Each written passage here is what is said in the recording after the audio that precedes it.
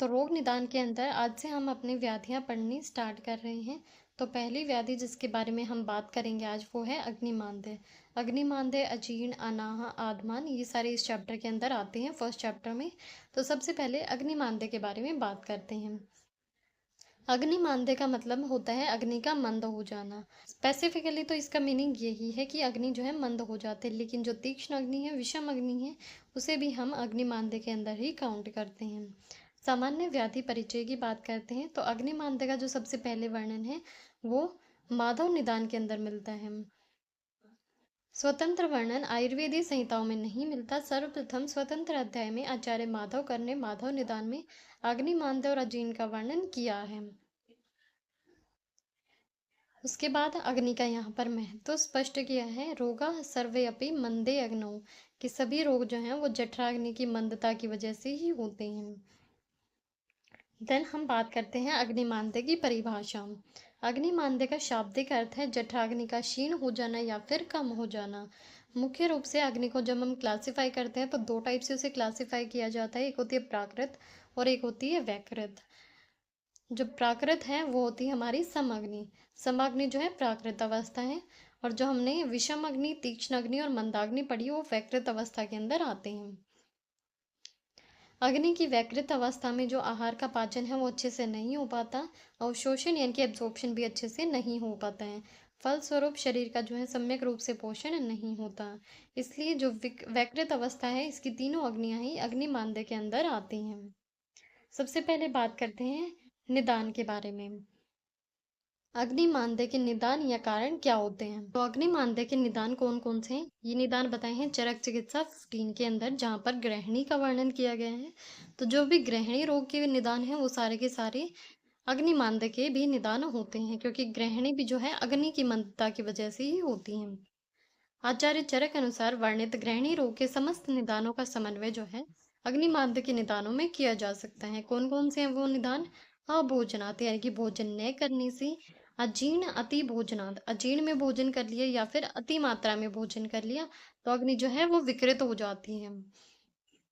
खाना बिल्कुल नहीं खाया, ज्यादा खा लिया या फिर पिछला खाना पचा नहीं है तब भोजन कर लिया। विषम आशनात् यानी कि उल्टा सीधा खा लिया, कुछ मतलब काल के अकॉर्डिंगली नहीं खाया, तो वो सारी चीजें विषम आसन के अंदर आती हैं। असातम्य भोजन कर लिया, गुरु भोजन कर लिया, बहुत ज्यादा शीत भोजन कर लिया, अति रुक्ष कर लिया, दुष्ट भोजन कर लिया, तो वो सारी चीजें जो हैं अग्नि को मंद कर देती हैं। तो ये सारी चीजें जो हैं अन्न से रिलेटेड है, आहार से रिलेटेड है। विहार के अंदर क्या क्या आ जाता है? विरेक, वमन, स्नेह, विभ्रमांत, यानी कि उचित प्रकार से स्नेहन नहीं हुआ है, वमन विरेचन का जो है विभ्रम हो गया है, तो उस वजह से भी अग्नि जो है मंद हो जाती है। व्याधि कर्षणार्थ, कोई भी व्याधि लंबे टाइम से है तो उसकी वजह से भी अग्नि जो है वो क्षीण हो जाती है, वो व्यक्ति को जो है कृश कर देती है। देश काल ऋतु वैषम्यात, देश की विषमता की वजह से, काल की विषमता की वजह से या फिर ऋतु की विषमता की वजह से भी अग्नि जो है विकृत हो सकती है।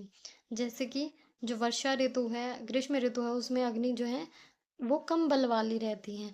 वहीं शरद ऋतु में, वसंत ऋतु में मध्यम बल वाली रहती है, शिशिर में और हेमंत ऋतु में उत्तम बल वाली रहती हैं। देश, अलग अलग देशों में अग्नि का लेवल डिपेंड करता है, अलग अलग काल में जो है अग्नि अलग अलग होती हैं। जैसे कि विसर्ग काल हो गया, आदान काल हो गया, इसमें अग्नि का लेवल अलग अलग देखने को मिलता है। विषमासन का मतलब क्या है? कभी अधिक, कभी कम समय पर, कभी असमय पर भोजन कर लिया तो उसको जो है विषमासन बोलते हैं। और देन लास्ट वेगा नाम च विधारणार्थ, वेगों को धारण करने से भी अग्नि जो है वो विकृत होती है। तो ये श्लोक जो है, निदान का श्लोक बहुत इंपॉर्टेंट है, याद करना है। सेम निदान हम जो है अजीर्ण में भी लिख सकते हैं, सेम हम गृहिणी में भी लिख सकते हैं, क्योंकि ये दोनों ही जो है अग्नि की विकृति की वजह से ही होते हैं। देन बात करते हैं हम संप्राप्ति की। दूष्यते अग्नि, जो हमने ऊपर निदान बताए, इनके सेवन से अग्नि जो है वो दूषित हो जाती है। स दुष्टो अन्नम न तत् पचते लघु अपि, फिर वो दूषित होने के बाद जो लघु अन्न है उसको भी अच्छे से नहीं पचा पाती। अपच्यमानम, और वो जो अन्न है वो अपरिपाक अवस्था में रहता है, और वो जो है शुक्ल हो जाता है, शुक्लता या फिर अम्लता को प्राप्त होता है। कोई भी चीज़ खराब हो जाती है तो वो अम्ल हो जाती है, खट्टी हो जाती है, तो इस तरीके से वो अम्लता को प्राप्त होता है। शुक्लत्वम शुक्लत्वम याते अन्नम विषताम च तत्, और विष गुण को जो है वो प्राप्त होता है। विष का मतलब होता है, जिस प्रकार विष बहुत से विकारों का, यहाँ तक कि मृत्यु का भी कारण होता है, वैसे ही अपरिपक्वान भी होता है। तो इस तरीके से अन्न जो है वो दूषित हो जाता है, आम की उत्पत्ति हो जाती है। तो ये यहाँ पर इसकी संप्राप्ति रहती है। संप्राप्ति चक्र कैसे है? अग्नि मानदेय से हम बेसिकली मंद अग्नि की बात करें तो मुख्यतः उसके निदान जो है कफ प्रकोपक रहते हैं। तो निदान सेवन से दोष जो है वो जठराग्नि को दूषित कर देते हैं। मुख्यतः कफ दोष द्वारा जठराग्नि जो है वो दूषित हो जाती है। जठराग्नि की विकृति होगी, मुख्यतः मंद अग्नि होगी। जठराग्नि विकृत हुई तो आहार का जो है अच्छे तरीके से पाक नहीं होगा। अच्छे से पाक नहीं हुआ तो आम या फिर आम विष की उत्पत्ति हो जाती है, जिससे कि अग्निमांद्य होता है।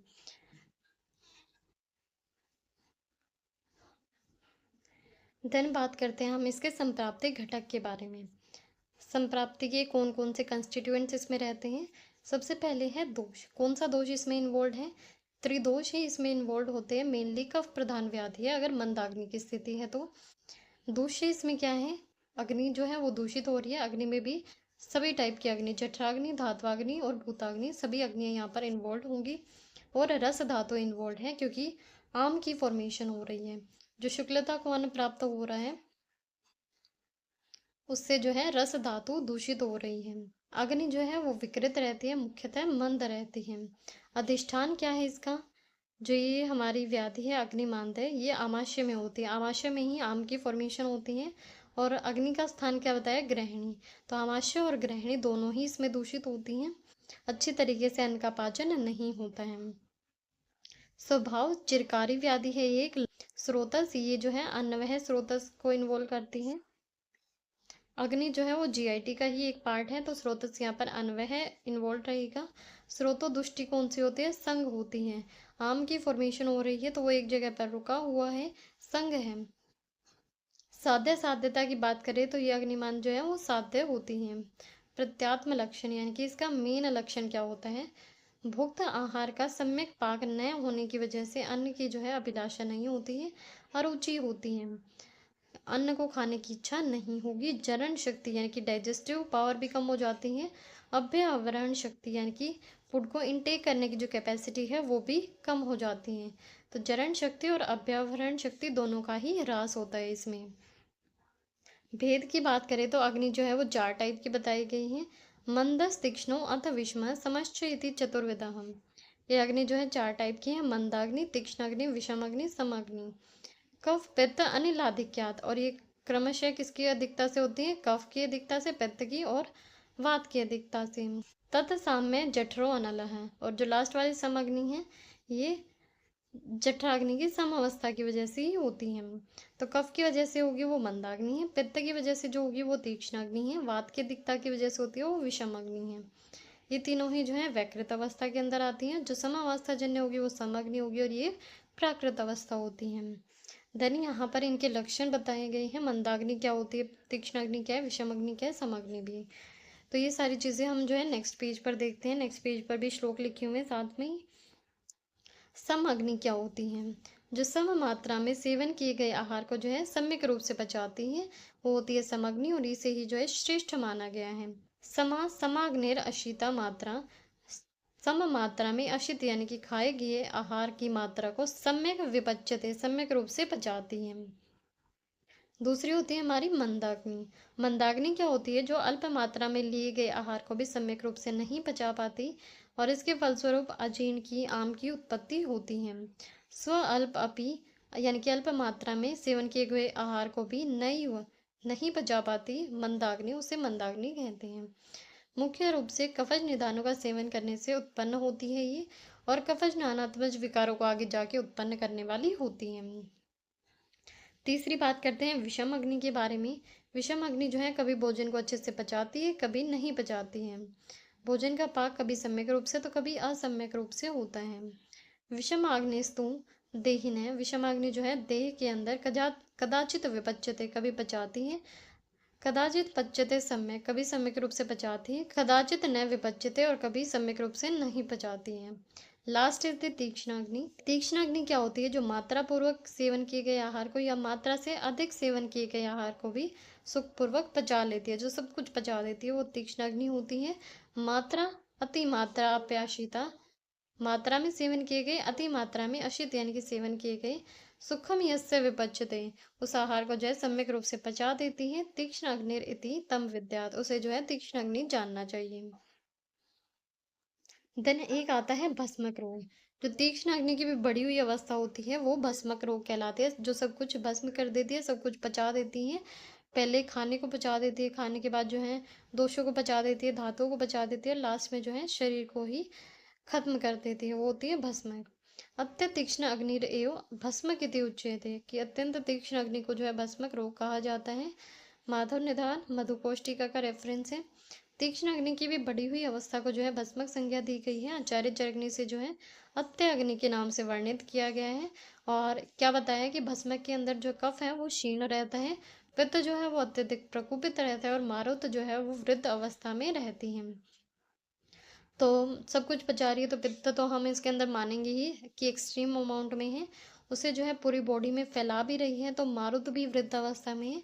कफ जो है वो क्षीण हो जाता है, कफ के क्षीण होने से शरीर जो है वो रुक्ष हो जाता है, और अग्नि जो है लिए गए आहार को जो है शीघ्र ही पचा डालती है।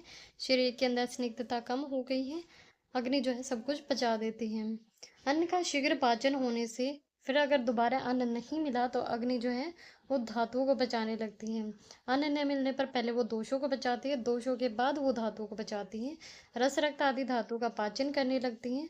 रोगी को बार बार बहुत जल्दी जल्दी भूख लगने लगती है, धातु का क्षय हो जाता है, और रोगी जो है वो दुर्बल हो जाता है और मृत्यु को प्राप्त करता है। भोजन प्राप्त होने के बाद कुछ देर तक तो शांति मिलती है, लेकिन उसका पाचन होते ही पुनः व्यक्ति जो है वो व्याकुल हो जाता है।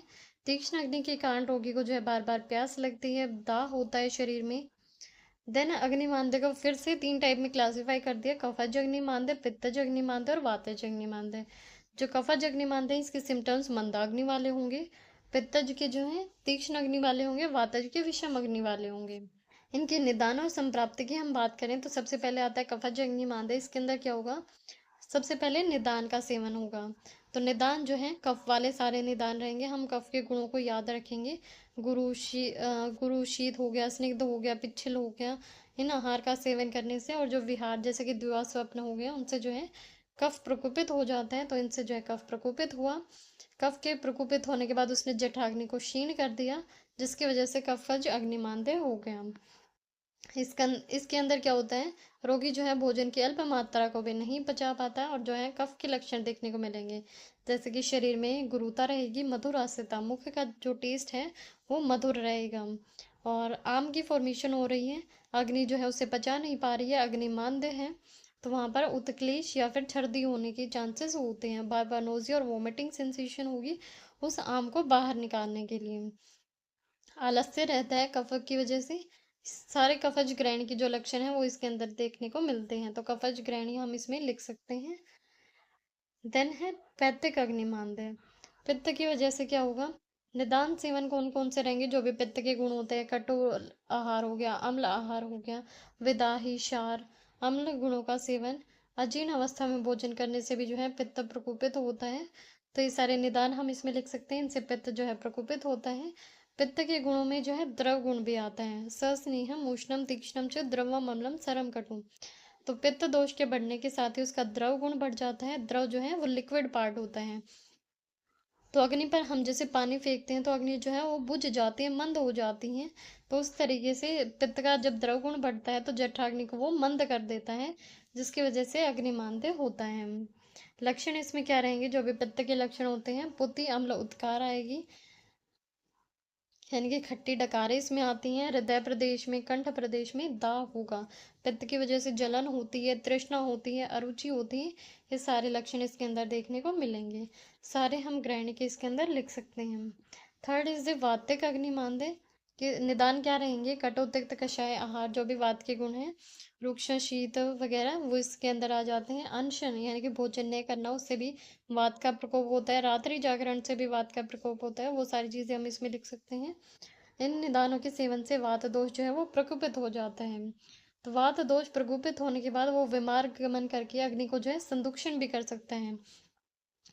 जैसे कि हवा के चलने से अग्नि जो है बहुत ज़्यादा फैल जाती है, बहुत ज़्यादा बढ़ जाती है, उस तरीके से ये जो है संदुक्षण भी कर सकता है अग्नि का, या फिर आच्छादित करके अग्नि को क्षीण कर देता है, यानी कि उसके ऊपर जो है आवरण कर लेगा।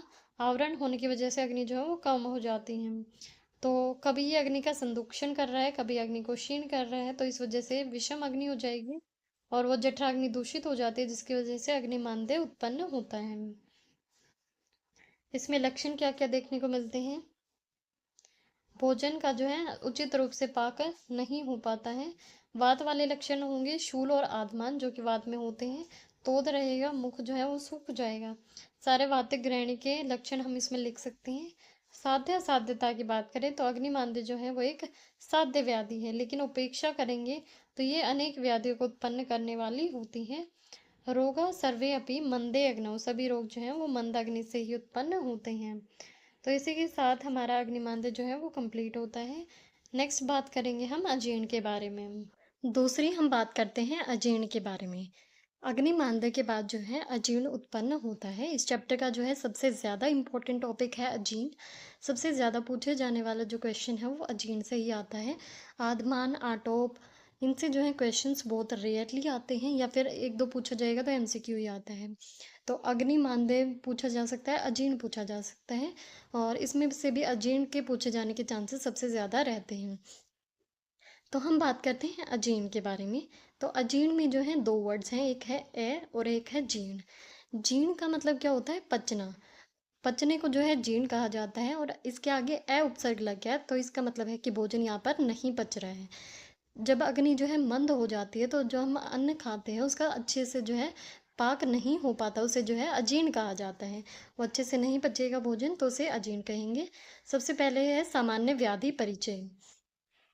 अग्निमांद्य के परिणाम स्वरूप खाए हुए आहार का जो है सम्यक रूप से पाचन नहीं हो पाता, और जो अपक्व अन्न रस या फिर आम की उत्पत्ति होती है उसे जो है अजीर्ण बोलते हैं। इसीलिए अजीर्ण का मूल क्या है? अग्नि का क्षीण होना। जब अग्नि जो है मंद हो जाती है तो खाया हुआ अन्न अच्छे से नहीं पचेगा। आचार्य माधवकर ने जो है अग्निमांद्य के बाद अजीर्ण का जो है स्वतंत्र अध्याय में वर्णन किया है, स्वतंत्र रूप से उसे बताया है। लेकिन जो आचार्य चरक हैं और आचार्य सुश्रुत हैं, उन्होंने अजीर्ण का स्वतंत्र वर्णन नहीं किया है। आचार्य चरक ने ग्रहणी रोग की जो चिकित्सा अध्याय बताया है, वहीं पर अजीर्ण के बारे में बता दिया, अजीर्ण के निदान और वो कितने रोगों को उत्पन्न कर सकता है, रोगकारित्व क्या है उसका, उसके बारे में वर्णन कर दिया। और आचार्य सुश्रुत ने जो है अजीर्ण का उल्लेख आम दोष के रिलेटेड किया है। तो जहाँ पर उन्होंने आम को एक्सप्लेन किया, वहीं पर उन्होंने अजीर्ण को एक्सप्लेन कर दिया। उसके बाद माधव निदान में एक श्लोक दिया गया है। यहाँ पर उन्होंने बताया है कि अजीर्ण किन किन लोगों को उत्पन्न होता है। तो क्या बताया है? अन्न आत्मवंत है, जो कि आत्मवान नहीं होते, खुद पर कंट्रोल नहीं कर पाते, जो असंयमी पुरुष होते हैं। पशुवत भुंजते, ये अप्रमाणत है, जो बिना प्रमाण के बिना मात्रा देखे कितना भी खा रहे हैं, एक्स्ट्रा अमाउंट में खा रहे हैं। पशुवत भुंजते यानी कि पशुओं के समान अधिक से अधिक खाते जा रहे हैं। रोगानिकस्य मूलम अजीर्णम प्राप्नुवन्ति ही, वे जो है रोगानिकस्य, रोगों का जो समूह होता है उनका जो मूल है, रोग समूहों का मूल जो है अजीर्ण को प्राप्त करते हैं। यानी कि जो बिना मात्रा देखे कितना भी खाए जा रहे हैं, बहुत ज़्यादा खा रहे हैं, तो उन्हें जो है अजीर्ण हो जाता है। और अजीर्ण को जो है रोग समूहों का मूल कहा गया है, क्योंकि अग्नि के मंद होने की वजह से ही जो है सभी रोग उत्पन्न होते हैं। जठराग्नि का मंद होना ही सभी रोगों का मूल कारण बताया गया है, तो इसलिए अजीर्ण को रोगों का मूल कारण कहा गया है। उसके बाद बात करते हैं इसकी निरुक्ति के बारे में। तो जो हमारा वर्ड है वो है अजीर्ण। अजीर्ण में जो है नंज उपसर्ग लगा है। जहाँ पर भी ए वर्ड आता है, ए वर्ड के अंदर जो उपसर्ग होता है वो नंजो होता है। जीर्ण में जो धातु है वो हमारी क्या है? ज्री धातु है। और प्रत्यय क्या है? कतिन प्रत्यय। इन तीनों वर्ड्स को मिलाकर अजीर्ण शब्द की उत्पत्ति होती है। उसके बाद बात करते हैं इसकी परिभाषा के बारे में। तो परिभाषा में क्या बताया है? मात्रया अभ्य आवृतम, कि मात्रा पूर्वक खाया हुआ अन्न भी, अभ्य आवृतम मतलब कि ग्रहण किया हुआ, मात्रा पूर्वक ग्रहण किया हुआ भी, पथ्यम च अन्नम, मात्रा में भी खाया है और अन्न जो है वो पथ्य भी है। न जीर्यते, जहाँ पर जीर्ण नहीं होता, नहीं पचता, तद अजीर्णम, उस अवस्था को जो है अजीर्ण कहा जाता है। रेफरेंस है चरक विमान स्थान के दूसरे अध्याय की। तो ये श्लोक याद करना है, बहुत ज़्यादा इंपॉर्टेंट श्लोक है, डेफिनेशन का श्लोक याद करना ही करना है। उसके बाद बात करते हैं हम निदान के बारे में। तो ये जो निदान है यहाँ पर दिए गए हैं, ये सुश्रुत संहिता के सूत्र स्थान में बताए गए हैं। आचार्य चरक ने जहाँ पर ग्रहणी का वर्णन किया है, वहाँ पर अजीर्ण के निदानों का भी वर्णन किया है। जिन कारणों से ग्रहणी रोग उत्पन्न होता है, उन्हीं कारणों से जो है अजीर्ण भी होता है, अग्निमांद्य भी होता है। क्योंकि ग्रहणी जो है वो अन्न का ग्रहण करती है, उसका पाचन करती है, और अजीर्ण के अंदर भी जो है अन्न का अच्छे से पाचन नहीं हो पाता। ग्रहणी के अंदर, रोग के अंदर भी, ग्रहणी के अंदर जब ग्रहणी रोग हो जाता है तो वो भी खाए हुए अन्न को अच्छे से नहीं पचाती है, उसे बाहर निकाल देती है। तो सेम अजीर्ण के अंदर भी अन्न का पाचन अच्छे से नहीं होता, अग्निमांद्य रहता है। तो जो ग्रहणी रोग के निदान है वही अग्निमांद्य के निदान भी हैं और अजीर्ण के निदान भी हैं। तो यहाँ पर हम अजीर्ण के निदानों में जो हमने पहले पढ़े थे, अभोजनात्, अतिभोजनात्, विषमाशनात् वगैरह, जो श्लोक था पहले वाला, वो भी लिख सकते हैं, और ये सुश्रुत संहिता वाला श्लोक भी लिख सकते हैं। तो मुझे पहले वाला श्लोक याद है तो मैं तो पहले वाला ही लिखती हूँ, आप लोग एक बार इसको देख लीजिएगा। तो निदान हम सुश्रुत संहिता के, मैं यहाँ पर एक्सप्लेन कर देती हूँ, पहले वाले हमने अग्निमांद में एक्सप्लेन कर दिए थे। तो क्या क्या निदान बताए हैं? अत्य अम्बु पानाद, यानी कि अत्यधिक मात्रा में अम्बु यानी कि जल का पान करने से, उसे पीने से। तो अत्यधिक जल का सेवन कर लिया तो वो अग्नि को जो है मंद कर देता है। जल और अग्नि जो है अपोजिट गुण वाले हैं, तो वो अग्नि को मंद कर देता है, खाया हुआ अन्न अच्छे से नहीं पचता। विषम आशनात जय, और विषम आसन करने से कुछ भी उल्टा सीधा खा लिया, मात्रा विरुद्ध, संयोग विरुद्ध किसी भी टाइप का भोजन कर लिया तो विषम आसन के अंदर आ जाता है। संधारणात, वेगों को धारण करने से, वेगों को धारण करने से जो है वात की वृद्धि हो जाती है, अग्नि जो है वो मंद हो जाती है, तो इस वजह से खाया हुआ अन्न अच्छे से नहीं पचता। स्वप्न विपर्याच, यानी कि असंयमित निद्रा का सेवन करने से, या तो कम निद्रा सेवन की या ज़्यादा मात्रा में निद्रा का सेवन किया तो वहाँ पर अजीर्ण हो सकता है, खाया हुआ अन्न अच्छे से नहीं पचता है। निद्रा जो है वो स्वास्थ्य के लिए बहुत ज़्यादा इम्पोर्टेंट होती है, त्रयोपसम में भी बताया है, तो निद्रा का भी यहाँ पर रोल रहता है। काले अपि साधम्यम लघु च अपि भुक्तम अन्नम पाकम न भजते नरस्य, इन सभी कारणों से काले अपि समय पर खाया हुआ, सातम्य भोजन, लघु भोजन, भुक्तम अन्नम खाया हुआ भोजन, सातम्य लघु, और समय पर खाया हुआ अन्न भी, पाकम न भजते नरस्य, उसका पाक जो है नर या मनुष्य में नहीं होता है, इन सब कारणों से। और इसके अलावा कुछ मानसिक कारण भी बताए हैं, कौन कौन से हैं वो? ईर्ष्या, भय, क्रोध, परिप्लुते, इन सभी से जो है ग्रस्त होने पर, लुब्धीन, लोभ करने से, रुग दैन्य निपीड़ितेन, रुग्णता या फिर दीनता से युक्त होने पर, कोई भी रोगी है पहले से और मानसिक रूप से रोगी है या फिर दीनता से युक्त है, प्रद्वेष युक्तेन, और द्वेष युक्त मनुष्य द्वारा सेव्यमानम अन्नम, सेवन किया हुआ अन्न, न सम्यक परिपाकम इति, उसका जो है सम्यक रूप से परिपाक नहीं होता है। तो इन सभी निदानों से खाया हुआ आहार अच्छे से नहीं पचता है। उसके बाद बात करते हैं हम संप्राप्ति के बारे में। चरक चिकित्सा 15 की रेफरेंस है। जो चरक संहिता वाला निदान का श्लोक था उसी की कंटिन्यूएशन में संप्राप्ति का भी श्लोक आता है, जो हमने सेम अग्निमांद्य में पढ़ा था। दुष्यत्य अग्नि, जो उपरोक्त निदान उन्होंने बताए हैं, उनके सेवन से अग्नि जो है वो दुष्ट हो जाती है। दूषित हुई अग्नि जो है, सदुष्टो अन्नम न तत्पचती लघु अपि, फिर वो जो है लघु अन्न का भी पाचन अच्छे से नहीं करती है। तो निदान सेवन से अग्नि दुष्ट हो जाती है, वह दुष्ट अग्नि लघु अन्न को भी नहीं पचाती। अपच्य मानम, और वो भोजन जो है अच्छे से नहीं पचता है। शुक्लत्वम, वो शुक्लता या फिर अम्लता को प्राप्त होता है। तो कोई भी चीज़ खराब हो जाती है तो वो खट्टी हो जाती है, तो वो शुक्लता को प्राप्त करेगी, अम्लता को प्राप्त करेगी। याते अन्नम विषताम तच्चतद, और वो जो है विष गुण को प्राप्त होता है। तो अन्न जो है अच्छे से परिपाक नहीं होगा तो वो अम्लता और विष गुण को प्राप्त होगा। जिस प्रकार विष बहुत से विकारों का कारण होता है, यहाँ तक कि मृत्यु का भी कारण होता है, उसी तरीके से जो अपरिपक्व अन्न है वो भी मृत्यु का कारण या बहुत सारे विकारों का कारण होता है। इसलिए उन्होंने कहा है कि विष गुण को प्राप्त होता है। उसके बाद संप्राप्ति चक्र की बात करें तो सबसे पहले निदान का सेवन करेंगे। निदान के सेवन से जो है त्रिदोष प्रकोपित हो जाएंगे। त्रिदोष में भी मेनली कफ की जो है वो प्रकोपित हो जाता है। कफ दोष प्रकोपित हुआ, उसने जो है अग्नि को दुष्ट कर दिया। अग्नि जो है वो दुष्ट हो गई तो उसके स्वरूप अग्नि मांद्य की उत्पत्ति हुई। अग्नि मंद हो गई तो भुक्त आहार का वो जो है सम्यक रूप से पाचन नहीं कर पाएगी। भुक्त आहार का असम्यक पाक, उससे जो है अपक्व अन्न रस की यानी कि आम की उत्पत्ति होगी और उसी को जो है हम अजीर्ण कहते हैं।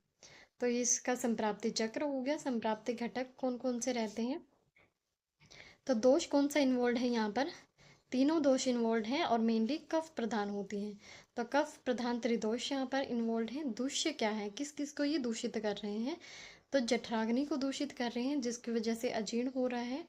और जो अन्न रस है वो भी यहाँ पर दूषित हो रहा है, क्योंकि जठराग्नि की वजह से जो आहार है वो अच्छे से नहीं पच पाता, तो जो अन्न रस उससे बन रहा है वो दूषित बन रहा है। जो भी थोड़ा बहुत बन रहा है तो वो दूषित होगा। और जो हमारी प्रथम धातु है रस धातु, उसको भी वो दूषित करता है, जिसके फलस्वरूप आम की उत्पत्ति होती है। तो रस धातु ही जो है आम की उत्पत्ति करने वाली होती है। ये हमने जो है आम के श्लोक में भी पढ़ा था। अधिष्ठान की बात करें तो अग्नि का जो स्थान बताया गया है जहाँ पर आहार का पाचन होता है, वही जो है अजीर्ण का अधिष्ठान भी होगा। तो कहाँ पर होता है आहार का पाचन, आमाशय में और पक्वाशय में। तो इसके अधिष्ठान होगी। स्रोतस कौन सा इन्वॉल्व होगा, अन्न वह स्रोतस यहाँ पर इन्वॉल्व है। जो भी हम ये व्याधियाँ पढ़ते हैं, छर्दी हो गया, अतिसार हो गया, अग्निमांद्य है, अजीर्ण है, आदमान, आटोप, ये सारे जो है अन्न वह स्रोतस की व्याधियाँ हैं। स्रोतोदुष्टि कौन से टाइप की है, संगात्मक होती है, क्योंकि अन्न जो है वो एक जगह पर रुक गया है, उसका पाचन अच्छे से नहीं हो पा रहा, तो यहाँ पर संगात्मक स्रोतोदुष्टि है। अग्नि जो है वो मंद रहती है, अच्छे से वो अन्न को नहीं पचा पाते, जिसकी वजह से अजीर्ण उत्पन्न होता है। स्वभाव से ये जो है एक दारुण व्याधि होते हैं, सीवियर होती है। साध्यता की बात करें तो वैसे तो ये एक साध्य व्याधि ही है, लेकिन अगर इसे इग्नोर करेंगे तो ये कृच्छ साध्य भी हो जाती है और कई बार मृत्यु का कारण भी बन सकती है। प्रत्यात्म लक्षण क्या होता है इसका, काले अपि समय पर खाया हुआ सातम्य लघु चापी भुक्तम अन्नम न पाकम भजते नरस्य, समय पर खाया हुआ सातम्य और लघु आहार का भी अच्छे से पाक नहीं होता, ये इसका जो है प्रत्यात्म लक्षण है। नेक्स्ट हम बात करते हैं अजीर्ण के सामान्य लक्षणों के बारे में। तो सामान्य लक्षण की हम जब भी बात करते हैं तो हम वात पित्त कफ इनके अकॉर्डिंग, उनके भेदों के अकॉर्डिंग लक्षण नहीं देखते हैं। जो एक अजीर्ण होता है उसके सामान्य तौर पर जो लक्षण दिखाई देते हैं उनके बारे में हम बात करते हैं। तो जब भी अजीर्ण होगा तो भोजन पचता नहीं है, तो कौन कौन से लक्षण हो सकते हैं, पेट एक तो भारी भारी लगेगा, शरीर में जो है गुरुता की प्रतीति होगी, और जो अंदर आम बना हुआ है वो या तो वहीं आलसी की तरह पड़ा रहेगा या फिर उर्दू या अधे मार्ग से बाहर निकलने की कोशिश करेगा। और शरीर में जो है आलस की प्रतीति होती है, कुछ भी खाने का मन नहीं करता है। तो ये सारे लक्षण जो है हमें दिखाई देते हैं। तो आचार्य माधवकर ने जो लक्षण बताए हैं वो मुझे यहाँ पर इजी लगते हैं, तो इन दोनों में से कोई भी एक श्लोक याद करेंगे। पहले माधव निदान वाला श्लोक देखते हैं। तो सबसे पहला जो लक्षण बताया है वो है ग्लानि, शरीर के अंदर ग्लानि प्रतीत होगी, कुछ भी करने का मन नहीं करेगा, आलस में पड़े रहेंगे। गौरव, शरीर में जो है गुरुता, मेनली उदर में गौरवता की प्रतीति होगी। विष्टम्भ यानी कि स्टेसिस ऑफ फूड, जो खाना है वो एक जगह पर रुक जाएगा, उर्दू या अधे मार्ग से उसकी प्रवृत्ति नहीं होगी। भ्रम, बार बार जो है चक्कर आएंगे। मारुत, मूढ़ता, कि जो अपान वायु है उसकी प्रवृत्ति अच्छे से नहीं होगी, कॉन्स्टिपेशन बना रहेगा, और जो अपान वायु है वो भी अच्छे से प्रवृत्त नहीं होगी। विबंधो व प्रवृत्तिर्वा, और जो मल है उसकी या तो प्रवृत्ति हो जाएगी या फिर विबंध हो जाएगा। तो डायरिया भी हो सकता है, कॉन्स्टिपेशन भी हो सकता है। तो ये लक्षण आचार्य माधवकर ने बताए हैं। ये वाला श्लोक आप याद कर सकते हैं या फिर दूसरे वाला भी कर सकते हैं। तो ये वाला इजी टू रिमेम्बर है, इसलिए ये वाला हम कर लेंगे। ग्लानि गौरव विष्टम्भ भ्रम मारुत मूढ़ता विबंधो व प्रवृत्तिर्वा सामान्य अजीर्ण लक्षणम। और दूसरा जो श्लोक है वो बताया चरक चिकित्सा स्थान में, तस्य लिंगम अजीर्णस्य, कौन कौन से लक्षण जो है अजीर्ण में दिखाई देंगे। विष्टम्भ, मल या फिर अन्न का जो है उदर में रुके रहना। सदन, शरीर में जो है अवसाद या शिथिलता रहेगी। शीर्षोरुक यानी कि सिर में भी पीड़ा हो जाएगी, जब भोजन नहीं पच रहा है, कुछ भी खाने का मन नहीं कर रहा है, तो सिर के अंदर भी पीड़ा होने लगती है। मूर्छा और भ्रम की उत्पत्ति हो जाती है। पृष्ठ कटि ग्रहण, पृष्ठ में और कटी में जो है जकड़ाहट रहती है। जृंभा, बार बार जम्हाइयाँ आएंगी। अंग मर्द, बॉडी में पेन होगा। तृष्णा रहेगी, बार बार प्यास लगेगी। ज्वर रहेगा। छर्दी यानी कि वो ऊर्ध्व मार्ग से निकलने की कोशिश करेगा तो छर्दी उत्पन्न करेगा। प्रवाहनम यानी कि बार बार मल की प्रवृत्ति होना, ये जो है प्रवाहन कहलाता है। तो ऊर्ध्व मार्ग से और अधः मार्ग से दोनों से वो जो है प्रवृत्त हो सकता है। अरोचको, कुछ भी खाने का मन नहीं करेगा। अविपाकश्च, और भोजन का परिपाक अच्छे से नहीं होगा। घोरम अन्न विषम च तत्, ये सारे जो हैं घोर अन्न विष की उत्पत्ति करते हैं और ये सारे जो हैं अजीर्ण के लक्षण हैं। तो अन्न विष जो है यहाँ पर अजीर्ण को या आम को कहा गया है। नेक्स्ट हम बात करते हैं अजीर्ण के भेदों के बारे में। तो आचार्य चरक ने जो है अजीर्ण के भेदों का वर्णन नहीं किया है। आचार्य सुश्रुत ने जो है 4 भेद बताए हैं, आम अजीर्ण, विदग्ध अजीर्ण और विष्टब्ध अजीर्ण, और इसके अलावा एक बताया है रस शेष अजीर्ण। आम अजीर्ण जिसमें जो है भोजन अच्छे से नहीं पचता है, वो जो है कफ की वजह से होता है, भोजन जो है वो बिना पका हुआ रह जाता है। दूसरा है विदग्ध अजीर्ण, इसमें भोजन जो है पित्त की ऊष्मा से बहुत ज़्यादा पक जाता है, बहुत ज़्यादा जल जाता है और उसका एब्जॉर्प्शन भी अच्छे से नहीं हो पाता।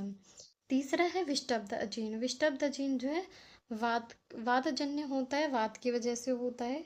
इसमें जो है मिक्स्ड लक्षण दिखाई देते हैं, इसके बारे में हम आगे बात करेंगे। एक होता है रसशेष अजीर्ण, जिसके अंदर की कुछ भाग जो है आहार का उसका पाचन नहीं हो पाता, बाकी सारा जो अन्न है वो पच जाता है। देन एक इन्होंने लीन दोषजन्य अजीर्ण का भी उल्लेख किया है, लेकिन उसको भेदों में गणना नहीं की है। तो 4 ही टाइप के माने हैं आचार्य सुश्रुत ने। देन अष्टांग संग्रह की बात करें तो अष्टांग संग्रह ने 3 भेद बताए हैं यहाँ पर, आम अजीर्ण, विदग्ध अजीर्ण और विष्टब्ध अजीर्ण। सेम कफजन्य, पित्तजन्य और वातजन्य। रसशेष अजीर्ण का भी वर्णन है, लेकिन उसकी भेदों में गणना नहीं की है। सेम अष्टांग हृदय में भी 3 भेद बताए हैं, आम अजीर्ण, विदग्ध अजीर्ण और विष्टब्ध अजीर्ण। इसके अलावा इन्होंने भी रसशेष अजीर्ण बताया है, लेकिन उसकी भेद में गणना नहीं की है, जो हमने लास्ट ईयर पढ़ा भी था।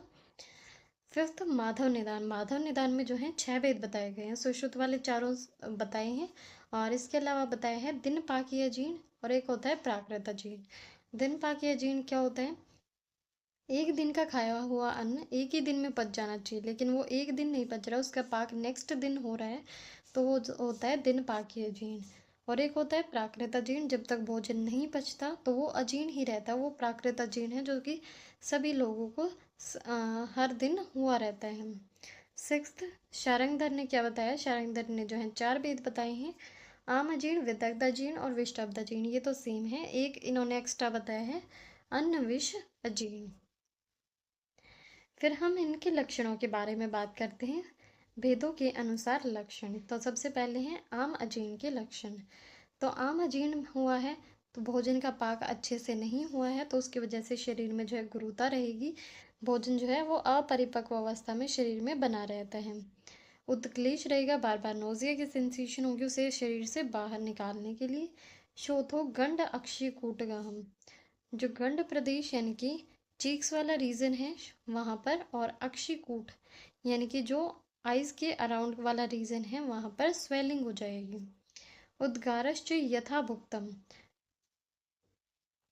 जो आहार हमने खाया है यथाभुक्तम, जिस प्रकार का आहार खाया उसी प्रकार की उद्गार यानी कि डकारें आएंगी, क्योंकि वो पचा तो है नहीं, तो वो अन्न सेम का सेम टू सेम बना हुआ है। अविदग्धः प्रवर्तते, और जो उद्गार हैं वो अविदग्ध होंगे। विदग्ध अजीर्ण में जो उद्गार हैं वो विदग्ध आती हैं, लेकिन आम अजीर्ण में अविदग्ध होती हैं, यानी कि खट्टी डकारें नहीं आती हैं। उद्गार जो है रोगी को भोजन के अनुसार ही अविदग्ध उद्गार आती हैं।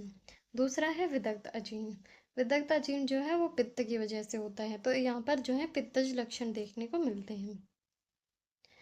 बहुत ज़्यादा अन्न जो है वो पच गया तो वहाँ पर भ्रम हो सकती है। तृण यानी कि तृष्णा, बार बार प्यास लगेगी क्योंकि बॉडी के अंदर डिहाइड्रेशन हो जाता है पित्त के एक्स्ट्रा बढ़ने की वजह से। भ्रम, मूर्छा जो कि पित्त के लक्षण हैं ही। पित्तात च विविध रुच है, और पित्त जन्य विविध प्रकार की रुझान जैसे कि पित्तज, ओष, चोष आदि वेदनाओं की जो है अनुभूति होती है कि अग्नि कहीं पर आसपास जल रही है, अंदर जल रही है, इस टाइप की सेंसेशंस होती हैं।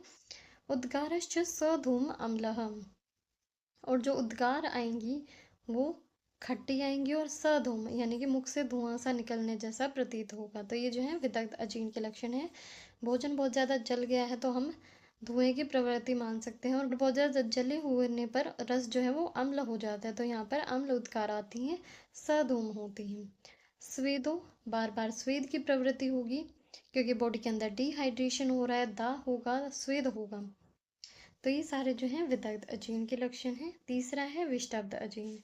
विषाक्त अजीर्ण जो है वो वात की वजह से होता है। इसके अंदर क्या होगा, शूल उत्पन्न होगा, मुख्यतः उदर के अंदर शूल होता है, आधमान, पेट के अंदर अफारा जैसी सेंसेशन रहती है। तो ये सारे विषाक्त अजीर्ण के लक्षण हैं।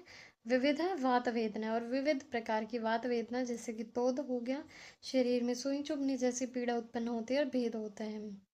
मल वात अप्रवर्तिश, मल की और वात की प्रवृत्ति अच्छे से नहीं होगी। स्तंभो, शरीर के अंदर जकड़ाहट रहेगी, मोह उत्पन्न हो जाएगा। अंग पीड़नम यानी कि अंगों में पीड़ा उत्पन्न होती है। तो सारे वात जन्य लक्षण ही यहाँ पर देखने को मिलते हैं।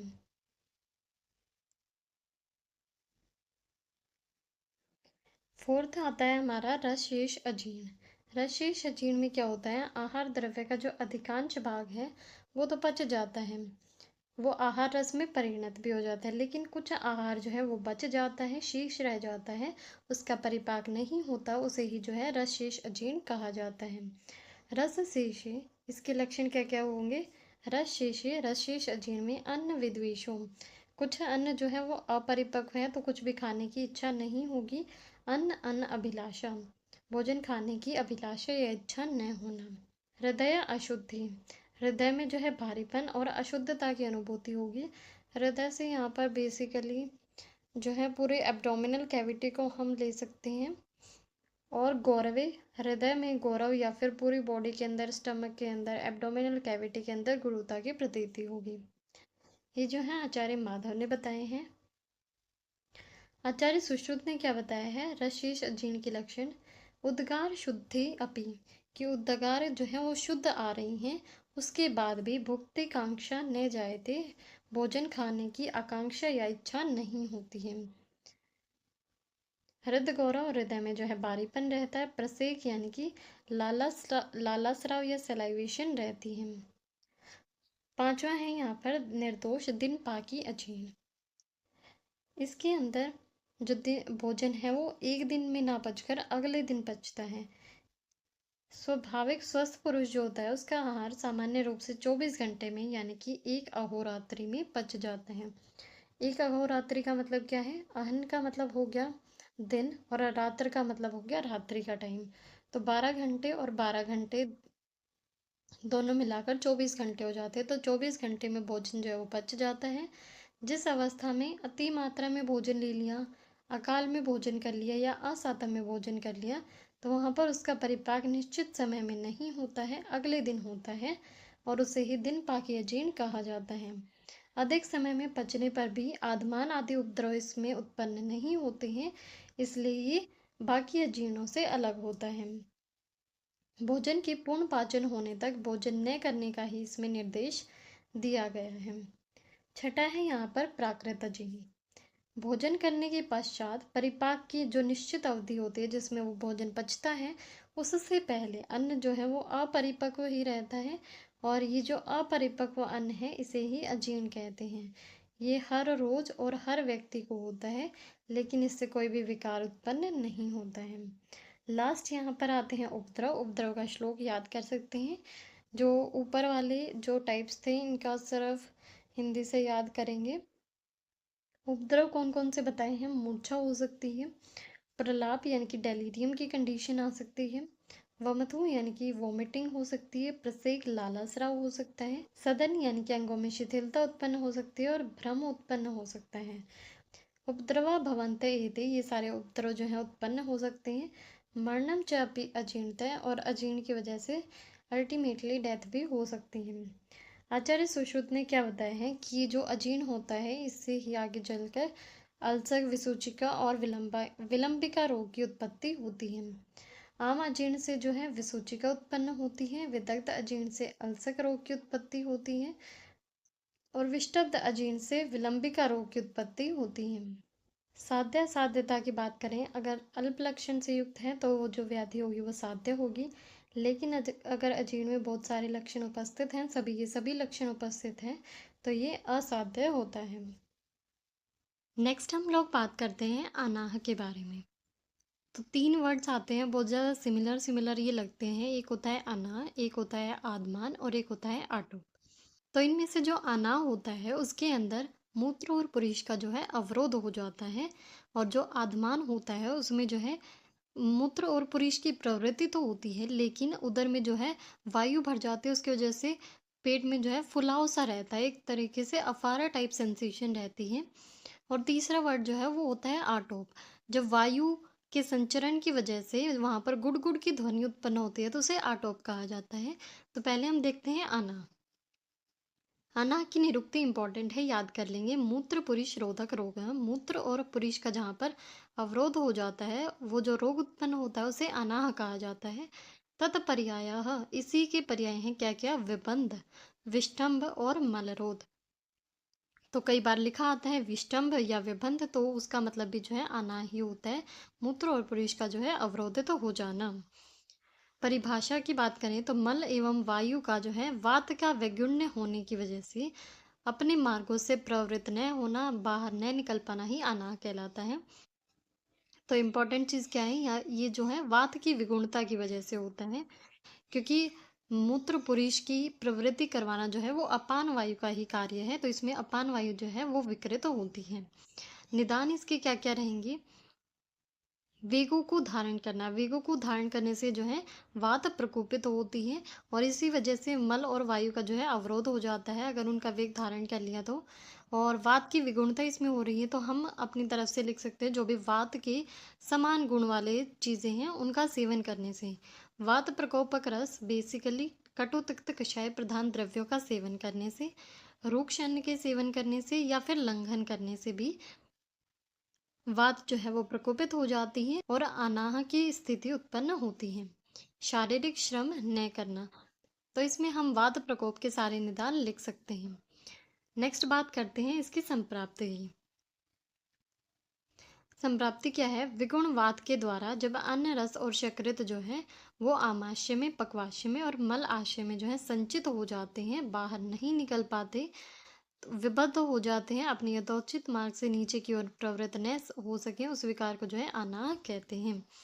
आमम व शकृत व, या तो अन्न रस होगा, आम अन्न होगा कि वो भोजन जो है वो अनडाइजेस्टेड फॉर्म में ही स्टमक के अंदर पड़ा हुआ है, या फिर उसका डाइजेशन हो गया है, शकृत यानी कि मल की उत्पत्ति हो गई है। या तो आम की प्रवृत्ति बाहर नहीं हो रही है या फिर शकृत की प्रवृत्ति बाहर नहीं हो रही है, तो ये दोनों चीज़ें यहाँ पर आती हैं। इन्हीं दो के हिसाब से जो है आगे इसके दो भेद भी बताए गए हैं। निचितम यानी कि इनका निश्चेष्ट अवस्था में, भूय यानी कि अधिक हो जाना, विबंधम विगुण अनिलीन, इनका जो है आमाशय, पक्वाशय और मलाशय में जो है धीरे धीरे संचित हो जाना, विबंध हो जाना, रुक जाना, किसकी वजह से? वात की विगुणता की वजह से। अनिल का मतलब होता है वात, उनकी विगुणता की वजह से आम का ये शकृत का जो है कोष्ठ के अंदर संचय हो जाना क्या कहलाता है? अनाह कहलाता है। प्रवर्तमानम न यथा स्वम एनम, ये जो है यथा स्व यानी कि अपने खुद के मार्गों से, अप्रवर्तमानम यानी कि इनकी प्रवृत्ति नहीं होती है। विकारम अनाहम उदाहरणती, और इस विकार को जो है अनाह कहा जाता है। तो इसकी जो है हम हिंदी ही याद कर लेंगे, इतना इम्पोर्टेंट नहीं है इसका श्लोक। संप्राप्ति की बात करें तो इसमें दोष जो है मेनली वात इन्वॉल्व रहता है, वात में भी अपान वात यहाँ पर इन्वॉल्व है। दूसरे क्या क्या है? अपक्व अन्न रस हो सकता है और पुरीष हो सकता है। स्रोतस कौन से इन्वॉल्व हैं? ये बेसिकली अन्वय स्रोतस की भी व्याधि है, और पुरीष व स्रोतस भी यहाँ पर अवरुद्ध हो रहा है क्योंकि मल की प्रवृत्ति यहाँ पर नहीं हो पा रही है।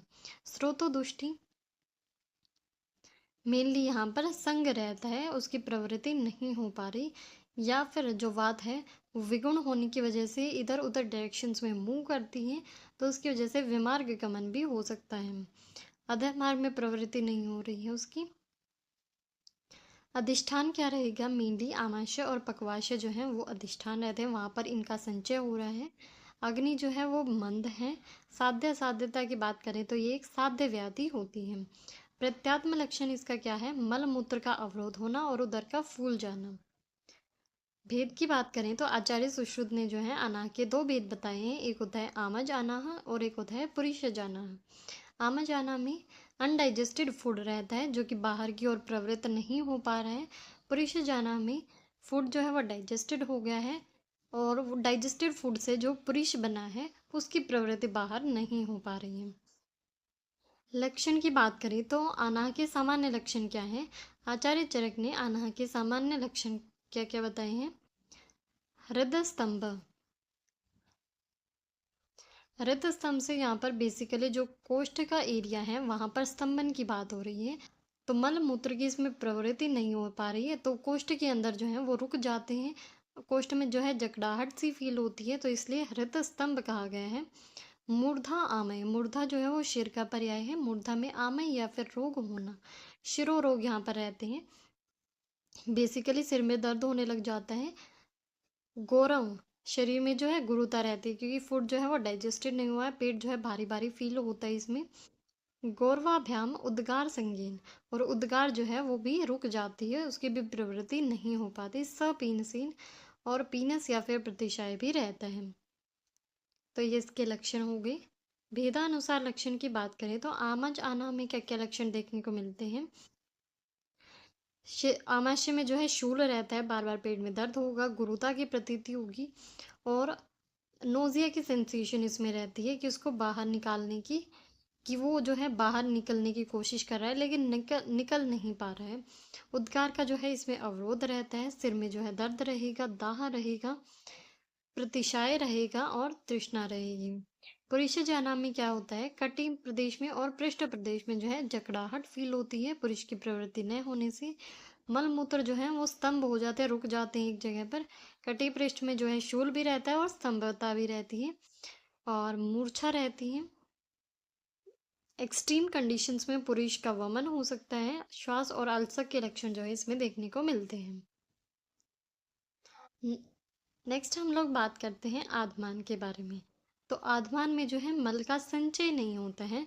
मूत्र की मल मूत्र की प्रवृत्ति के साथ ही उदर में जो है वायु की वृद्धि हो जाती है, उदर में फुलाव होता है और गुड़गुड़ाहट की ध्वनि उत्पन्न होती है। तो बेसिकली फुलाव होना जो है आधमान का लक्षण है और जो गुड़गुड़ाहट की ध्वनि है ये आटोप का लक्षण है।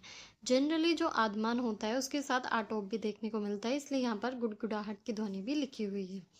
आधुनिक चिकित्सा विज्ञान में इसका सामंजस्य किससे किया जा सकता है, tympanitis, swelling of the abdomen with air और गैसेस से किया जा सकता है इसका सामंजस्य।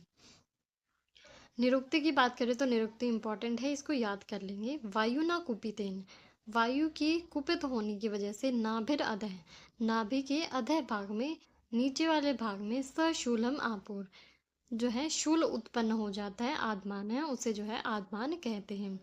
वायु के प्रकुपित हो जाने की वजह से नाभि के अधः प्रदेश में होने वाला शूल आदमान कहलाता है, जिसमें पेट जो है वो फूल जाता है। निदान इसके जो है अनाहन निदान के समान रहेंगे। जो भी वात प्रकोपक निदान है वो सारे इसमें हम लिख सकते हैं, जैसे कि वेगों को धारण करना, वातवर्धक आहार का सेवन करना, रुक्ष अन्नपान का सेवन करना, अव्यपाक भोजन का डाइजेशन अच्छे से नहीं हो पा रहा है तो उसकी वजह से भी अपान वायु की प्रवृत्ति अच्छे से नहीं होती है, वायु भी विकृत हो जाती है। इसमें जो है पित्त का क्षय भी रहता है, अग्निमंद होने की वजह से ही अनाह, आदमान और आटोप इनकी उत्पत्ति होती है। तो पित्त का क्षय रहेगा। यहाँ पर संप्राप्ति की बात करें तो उपरोक्त निदान का जब सेवन किया जाता है तो पित्त का जो है क्षय हो जाता है और वात प्रकोपित हो जाती है, जिसकी वजह से आहार का जो है सम्यक पाचन नहीं हो पाता। पित्त का क्षय हो गया तो आहार का सम्यक रूप से पाचन नहीं हुआ और जो अपान वायु है वो विकृत हो जाती है, वात जो है निरुद्ध हो जाती है और उदर में फुलाव को उत्पन्न करती है और उसके साथ साथ तीव्र शूल को भी उत्पन्न करती है। संप्राप्ति चक्र की हम बात करें तो सबसे पहले निदान का सेवन किया। उन निदानों के सेवन करने से पित्त जो है वो कम हो गया। तो पित्त का क्षय होने की वजह से आहार का सम्यक रूप से पाक नहीं हुआ, जिसकी वजह से वात जो है वो बढ़ गई और वात की वृद्धि हो गई, साथ में मार्ग का अवरोध हो गया। तो वात की जो है अच्छे से प्रवृत्ति नहीं हो पा रही, जो विगुणित वात है वो उस उदर में ही संचित हो जाती है, वहां पर जो है फुलाव उत्पन्न करती है और शूल को उत्पन्न करती है, जिससे कि आद्मान की उत्पत्ति होती है।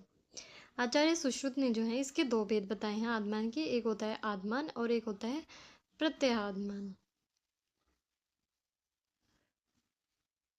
तो आद्मान जो है वो सिंपल होता है और जो प्रत्याद्मान होता है वो कफ के आवरण की वजह से होता है। जब कफ वायु को आवृत कर लेता है तो प्रत्याद्मान उत्पन्न होता है। आद्मान में क्या क्या लक्षण उत्पन्न होते हैं? तो संपूर्ण उदर में जो है आटोप यानी कि ब्लोटिंग की कंडीशन रहती है। स आटोपम अत्य उग्र रुजा और बहुत ज्यादा पीड़ा होती है आद्मान में। स आटोपम अत्य उग्र रोजम आदमातम उदरम भृशम, उदर के अंदर अत्यधिक पीड़ा होगी। आदमानम इति तम विद्यात घोरम वात निरोधजम, और ये घोर व्याधि है जो कि वात के निरोध की वजह से उत्पन्न होती है। आदमातम उदरम भृशम यानी कि उदर में फुलाव देखने को मिलता है अत्यधिक। आत्मानम इति तम विद्यात, इसे जो है आत्मान जानना चाहिए। घोरम वात निरोधजम, और इसके अंदर वात जो है वो घोर रूप से निरोधित हो जाती है, रुक जाती है। दूसरा होता है प्रत्याद्मान। इसमें क्या क्या लक्षण उत्पन्न होते हैं? पार्श्व को छोड़कर और हृदय प्रदेश को छोड़कर जितने भी लक्षण हैं वो आमाशय में प्रकट होते हैं। जो वायु का संचरण है वो आमाशय के अंदर होता है, तो उसे प्रत्याद्मान कहते हैं। इस अवस्था में कफ जो है वायु को आवृत कर लेता है। तो कफ वायु को आवृत कर लेता है, इसलिए उसकी प्रवृत्ति नहीं हो पाती, तो इसीलिए इसे प्रत्याद्मान कहा जाता है। श्लोक में क्या बोला है? विमुक्त पार्श्व हृदय, पार्श्व और हृदय को छोड़कर तदेव आमाशय उत्थितम, और ये जो है सारे लक्षण जो है आमाशय में उत्थित या प्रकट होते हैं। प्रत्यय आत्मानम विज्ञानियात, इसे जो है प्रत्यय आत्मान जानना चाहिए। कफ व्याकुलित अनिलम, इसके अंदर जो अनिल या वायु होती है वो कफ से व्याकुल या आवृत रहती है। नेक्स्ट हम लोग बात करते हैं आटोप के बारे में। आटोप के अंदर जो है गुड़गुड़ की ध्वनि उत्पन्न होती है। आटोपः गुड़गुड़ा शब्द है इति, कोष्ठ में वायु के संचरण से जो गुड़गुड़ की ध्वनि उत्पन्न होती है उसे आटोप कहते हैं। निदान संप्राप्ति क्या रहती है? सेम वात प्रकोपक निदान के सेवन से ही इसकी उत्पत्ति होती है। वात प्रकोपक निदान एवं आत्मान के जो भी निदान थे, वातवर्धक आहार विहार का सेवन किया, उदर में जो है वायु की वृद्धि हुई और वो उसका संचरण हुआ। उसके संचरण होने की वजह से गुड़ गुड़ की विशेष ध्वनि उत्पन्न होती है, उसे कि आटोप कहा जाता है। संप्राप्ति घटक क्या है इसके? दोष मेनली जो है यहाँ पर वात दोष इन्वॉल्व रहता है। दूष्य अन्न रस को दूषित कर रहा है। स्रोतस जो है अन्न वह इन्वॉल्व है, और पुरीश्वर इन्वॉल्व है क्योंकि वायु की प्रवृत्ति अच्छे से नहीं हो रही है, संग हो रहा है यहाँ पर। और विमार्गवन, वायु जो है इधर उधर भटक रही है, जिसकी वजह से गुड़गुड़ाहट की ध्वनि उत्पन्न हो रही है। अग्नि जो है वो मंद रहती है, जिसकी वजह से पाचन अच्छे से नहीं होता है। अधिष्ठान क्या रहता है? कुक्षी रहता है। ये एक साध्य व्याधि है। प्रत्यात्म लक्षण क्या रहता है? उदर में गुड़गुड़ की ध्वनि उत्पन्न होना। लक्षण जो है इसके आद्मान के समान दिखाई देते हैं। तो इसी के साथ हमारे ये फर्स्ट चैप्टर यहाँ पर कंप्लीट हो जाता है।